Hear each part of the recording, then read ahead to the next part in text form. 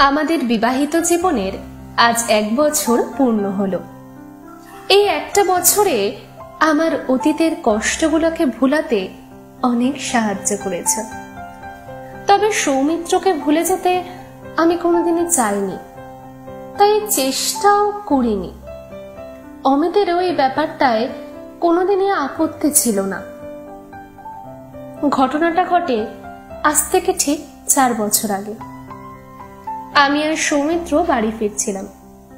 আমরা মাস্টার্স করছিলাম একসাথে। গ্র্যাজুয়েশন থেকে আলাপ বন্ধুত্ব ছিল, তারপর প্রেম। আমরা দুজন দুজনকে খুব ভালোবাসতাম। 2 পরিবার থেকে মেনেও নিয়েছিল। কিন্তু কি করে জানবো সেদিন ছিল তোমার সাথে আমার শেষ দিন। সামনে থেকে একটা গাড়ি দ্রুত বেগে এগিয়ে আসছিল আমাদের দিকে। তারপর অবশ্য আমার কিছু আর মনে নেই। 2 দিন পর জ্ঞান ফেরে আমার। চোখটা মেলে কোথাও তোমাকে খুঁজে পাইনি। মা বাবার চোখে ছিল অজস্র অশ্রুর ধারা। জিজ্ঞাসা করেও কোনো উত্তর পেলাম না। পাগলের মতো তোমাকে চারিদিকে খুঁজছিলাম, কিন্তু কোথাও পেলাম না।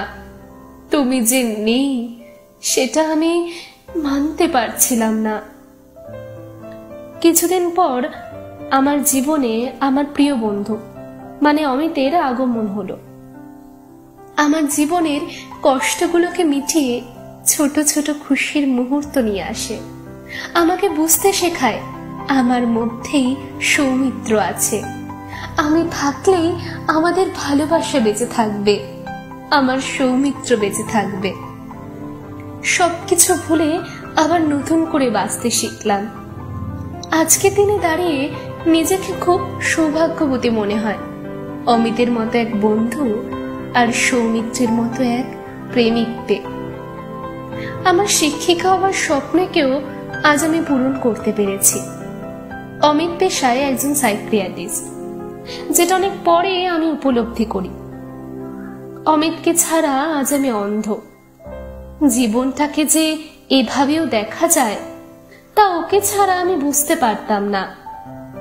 তোমরা দুজনেই আছো আমার সাথে, আর সারাটা জীবন এভাবেই থাকবে।